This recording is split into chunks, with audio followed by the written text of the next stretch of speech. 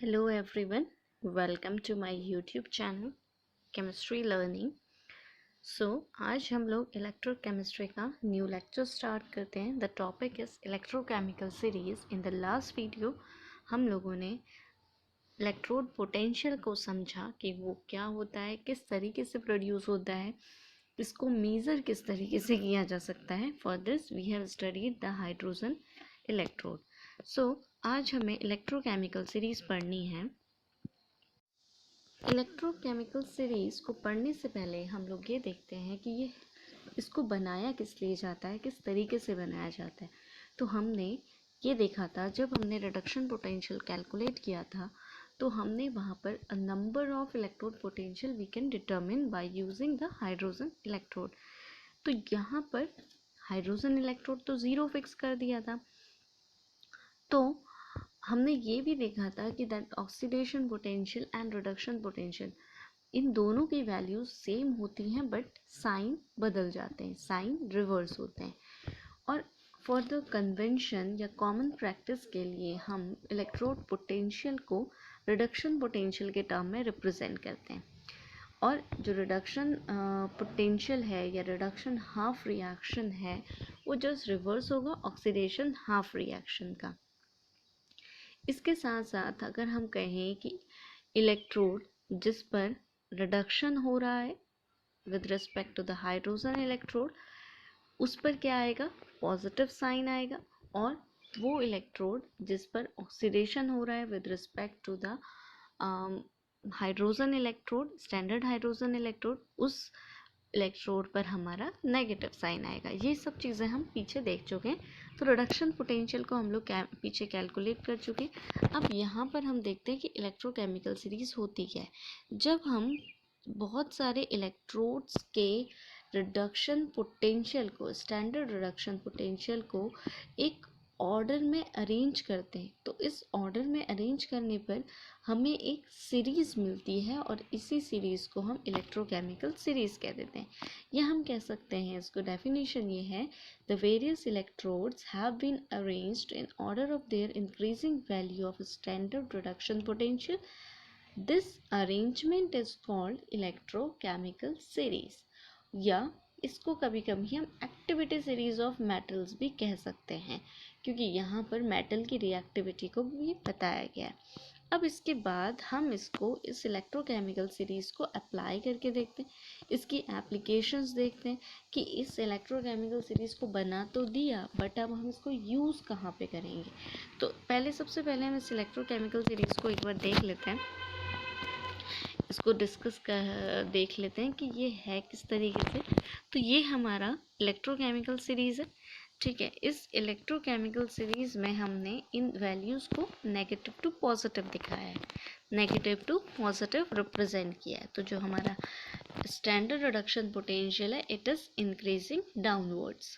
तो हमने रिडक्शन की फॉर्म में दिखाया दैट लिथियम का रिडक्शन हो रहा है, पोटेशियम का, calcium two positive, Mg two positive, इन सबको रिडक्शन पोटेंशियल के फॉर्म में लिखा है।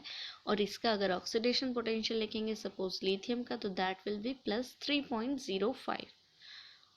कैल्शियम का oxidation potential will be plus 2.87। तो ऑक्सीडेशन पोटेंशियल इसका रिवर्स हो जाएगा। जस्ट कंफ्यूजन को कम करने पर यहाँ पर हम सिर्फ एक ही पोटेंशियल ले रहे हैं, that is standard electrode potential को यहाँ पर हम लोग लेते हैं। तो स्टैंडर्ड इलेक्ट्रोड पोटेंशियल के ऑर्डर में जब हम इनको अरेंज कर रहे हैं then we got a series जिसमें नेगेटिव टू पॉजिटिव हम लोगों ने अरेंज किया। अब देखो, जिसकी वैल्यू ज़्यादा नेगेटिव होगी, जिस इलेक्ट्रोड के लिए ज़्यादा नेगेटिव वैल्यू होगी उसका रिडक्शन पोटेंशियल उतना ही कम होगा, और जितना कम रिडक्शन पोटेंशियल होगा उसकी ऑक्सीडाइज होने की टेंडेंसी उतनी ज़्यादा होगी, या रिडक्शन होने की टेंडेंसी उसमें उतनी ही कम होगी। दोनों चीज़ें एक ही हैं। जितनी नेगेटिव वैल्यू रिडक्शन पोटेंशियल की होगी उतना ही वो कम चाहेगा कि उस इलेक्ट्रोड में रिडक्शन हो, और जितनी पॉजिटिव इसकी वैल्यू होगी उतना ज़्यादा ये चाहेगा कि इसका रिडक्शन हो। तो हम कहेंगे कि ऊपर वाले एलिमेंट्स जिनकी वैल्यू ज़्यादा नेगेटिव होती है they wants to get oxidized and the below one wants to get reduced।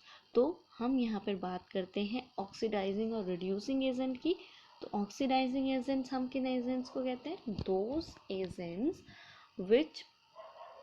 which oxidizes other and get reduced by itself is called oxidizing agent. And reverse to this, reducing agent वो होते हैं हमारे, reducing agents are those which reduces other elements and get oxidized by itself. तो ये reducing और oxidising agent हो गए।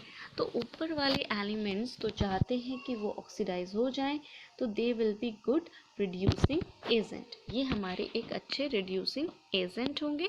और जो नीचे वाले एलिमेंट्स होंगे they wants to get reduce, तो ये हमारे अच्छे ऑक्सीडाइजिंग एजेंट्स होंगे। तो यहाँ पर हमें दो एजेंट्स मिल रहे हैं, oxidising and reducing agents.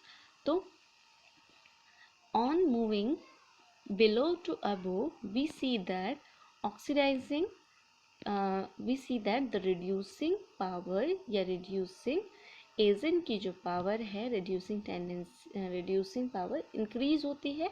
and on moving above to below, up to down, we see that the oxidizing agent की जो strength है वो क्या होती है? increase होती है। तो यही इसकी फर्स्ट एप्लीकेशन है, that to compare the relative oxidising and reducing power.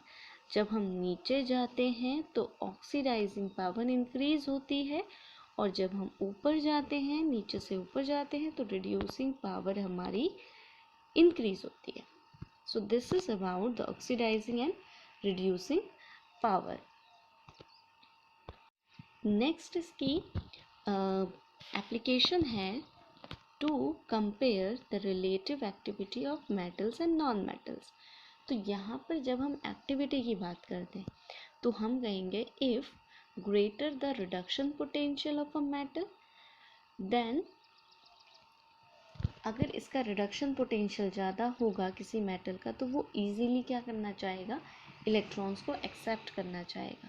ठीक है, या हम कहेंगे कि अगर लोअर होगा रिडक्शन पोटेंशियल का, तो more easily it can lose the electrons, और इसकी जो रिएक्टिविटी होगी वो बढ़ जाएगी। यानी कि metals with lower reduction potential can displace metal with higher reduction potential from their salt solution। ठीक है, तो यहाँ पर जो मेटल्स ऊपर होंगे वो नीचे वाले मेटल्स को क्या कर सकते हैं? डिस्प्लेस कर सकते हैं। जिस इलेक्ट्रोड की नेगेटिव वैल्यू ज़्यादा होगी वो अपने से कम नेगेटिव वाले इलेक्ट्रोड को उसके सॉल्यूशन से डिस्प्लेस कर सकता है। पहली चीज़ तो ये हो गई। दिस इज़ फॉर मेटल्स, या हम सिंपली ये कह सकते हैं by looking at this electrochemical series that on the above electrodes या above metal can displace the metal which is present below it from its solution। अपने से नीचे वाले metals को ये इसके solution से displace कर सकते हैं। ठीक है, सो इसी ऑर्डर में हम, जैसे ये एक रिएक्टिविटी ऑर्डर है that magnesium is greater than zinc is greater than iron is greater than copper. This is the reactivity order.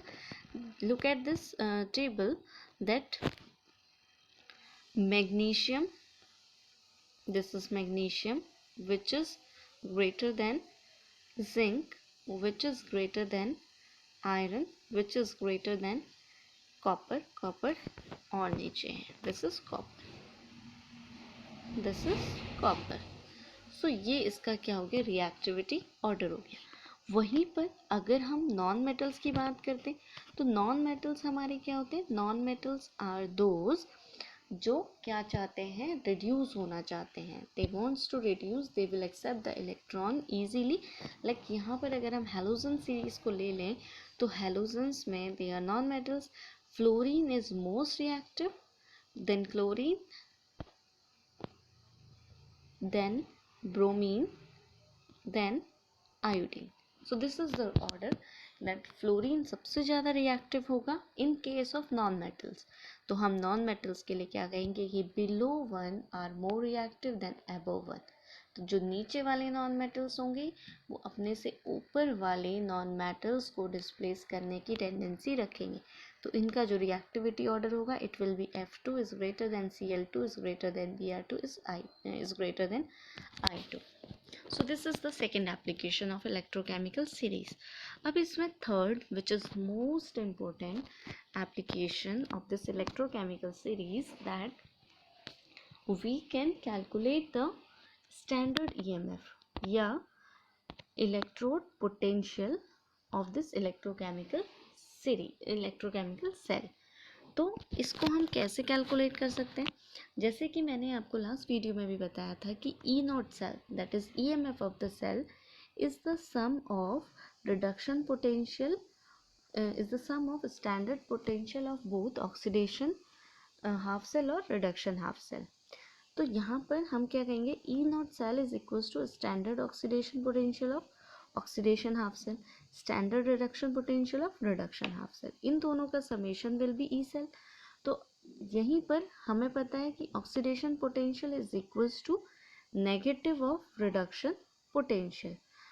तो यहाँ पर हम एक ही साइन में इसको लेते हैं, either we take it as oxidation potential और reduction potential, but for convention हम यहाँ पर रिडक्शन पोटेंशियल यूज़ करते हैं।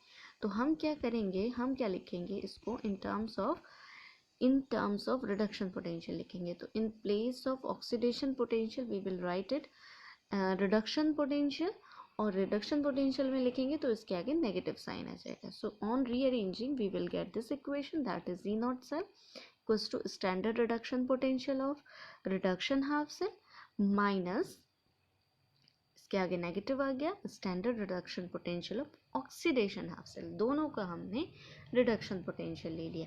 अब हमें पता है कि जो रिडक्शन होता है वो कहाँ पर होता है, राइट साइड पर या फिर कैथोड पर, और ऑक्सीडेशन हमारा होता है लेफ्ट साइड पर या फिर एनोड पर। तो we can rearrange the equation like this also that E naught cell equals to E naught right minus E naught left, या E naught cell equals to E naught cathode minus E naught anode, और E naught reduction minus E naught oxidation, ये भी इसको लिखा जा सकता है। सो by this formula we can calculate the EMF of the cell. So this is how we can calculate the EMF of the cell also. इसके बाद जो इसकी नेक्स्ट प्रॉपर्टी आती है कि हमें ये देखना है कि जो हमारा मेटल है क्या वो H positive solution, acid solution जिसमें कि H पॉजिटिव है उसमें से H2 गैस को डिस्प्लेस कर सकता है या नहीं कर सकता। To predict whether a metal reacts with acid to give H2 gas, तो ये हमें देखना है। तो यहाँ पर इसके लिए हम कहते हैं कि अगर जो हमारा मेटल है वो जब एसिड से रिएक्ट करेगा वो H2 गैस देगा, तो ये रिएक्शन होगी that M plus H positive gives M positive plus half H2। यहाँ पर मेटल का हमारा क्या हो गया, ऑक्सीडेशन हो गया है और H पॉजिटिव का रिडक्शन हो गया है। तो यहाँ पर हुआ क्या, मेटल ने क्या करा, इलेक्ट्रॉन्स डोनेट किए हैं। तो मेटल ने अगर इलेक्ट्रॉन्स डोनेट किए हैं तो ये हमारा क्या हो गया, ऑक्सीडेशन हाफ सेल देगा मेटल, ठीक है। M gives M positive plus electron, और जो हाइड्रोजन है it will take the electron, ये क्या हो जाएगी हमारी रिडक्शन हाफ सेल। तो हम कहेंगे कि यहाँ पर जो मेटल हम ले वही मेटल इस H2 को रिलीज करेगा, लिबरेट करेगा, जिसकी टेंडेंसी होगी इलेक्ट्रॉन लूज करने की, यानी कि जो ऑक्सीडेशन दे सकता है, ऑक्सीडेशन कर सकता है। तो हम कहेंगे कि वो मेटल्स जिनका नेगेटिव रिडक्शन पोटेंशियल होगा वो H2 गैस लिबरेट कर सकते हैं।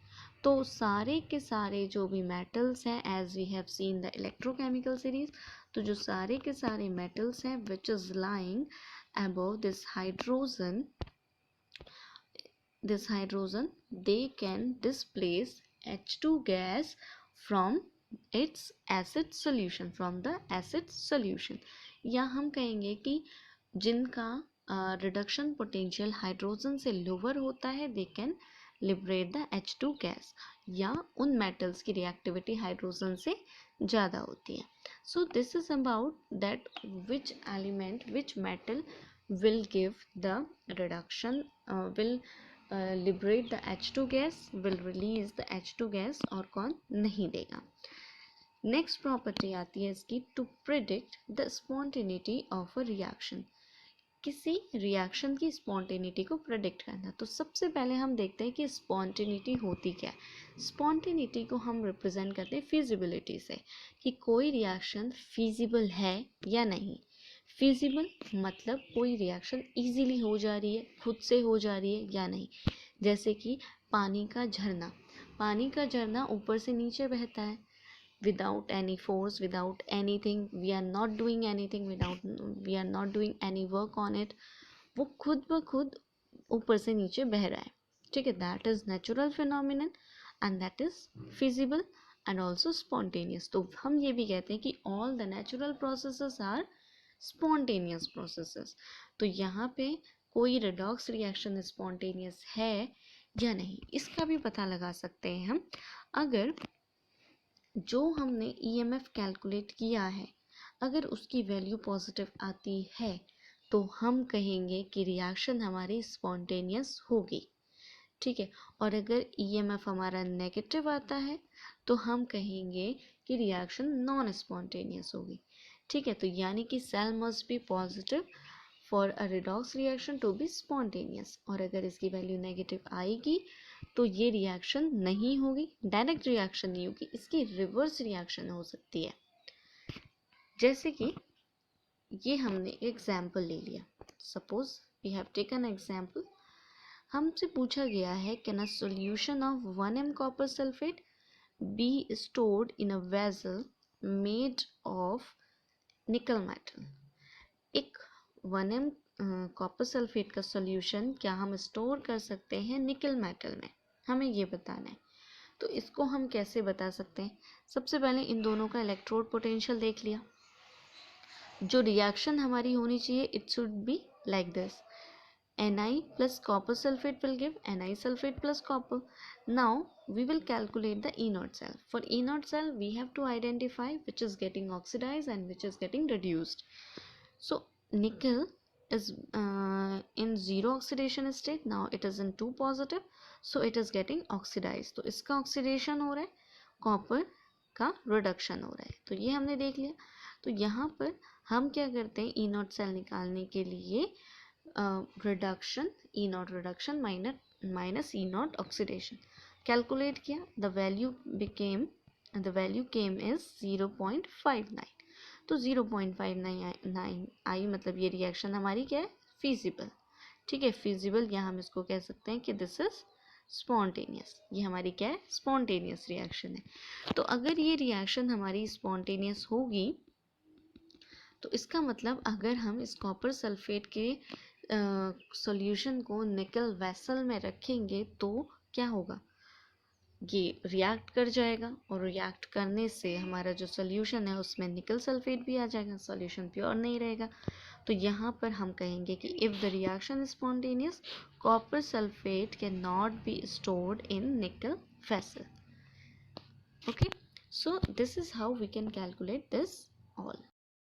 So this is all about the electrochemical series and its applications. इसकी जो applications है वो बहुत important है. So इसको बहुत अच्छे से पढ़ लीजिएगा आप लोग electrochemical series को. And if you have any doubt then write down in the comment box that what doubt you are facing. And also subscribe my channel, press the bell icon for the notifications. Thank you so much. Have a good day.